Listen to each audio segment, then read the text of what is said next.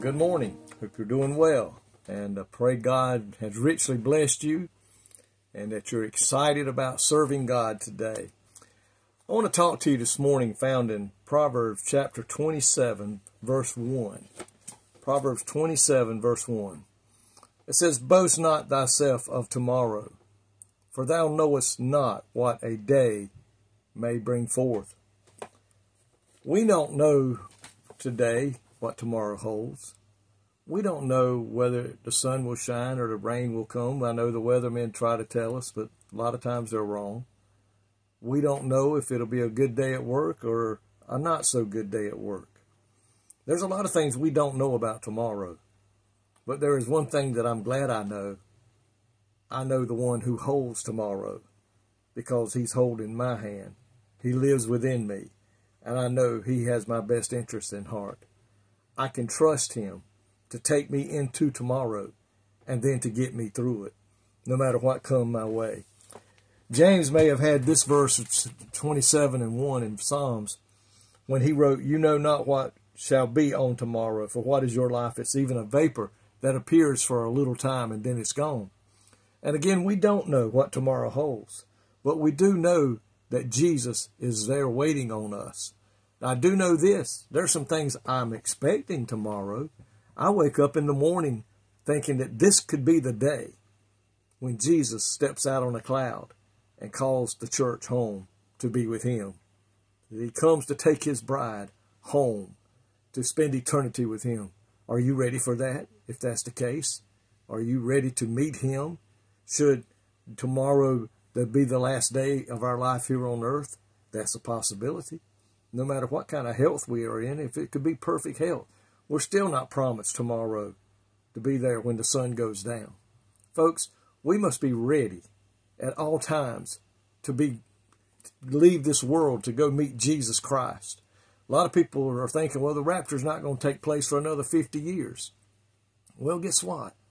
I'm not going to be here another 50 years. I'm already in my 60s. Nobody in my family has ever lived that long. And it's been a long time since somebody's lived that long. So today, are you ready? Should tomorrow never come? Because there's coming a day that if the Lord tarries his coming, our last day will come. And then we'll be gone. So today, we need to be ready for tomorrow. Because we know not what it holds. But we can be ready should it be the day that we go home to be with the Lord. Think about that today.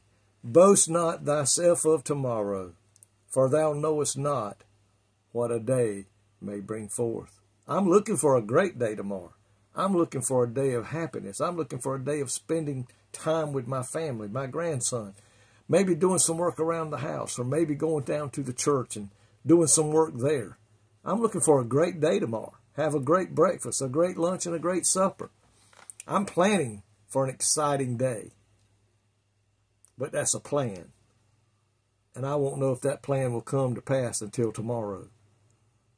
So today, be ready. For as the Bible says, we know not what tomorrow holds.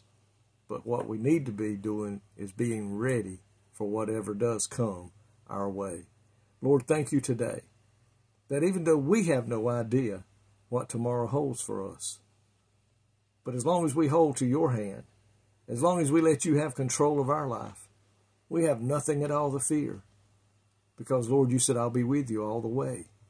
I'll be there every moment of every day. I know what you have need before you ask. And if you ask and believe, you shall receive. Lord, we have so many promises from you that we need not fear tomorrow. Because we are walking and you're walking with us through this world, through this journey. And Lord, we just thank you for that today. May God be with us today, tomorrow, and forever how long our life may be. In Jesus' name I pray. Amen.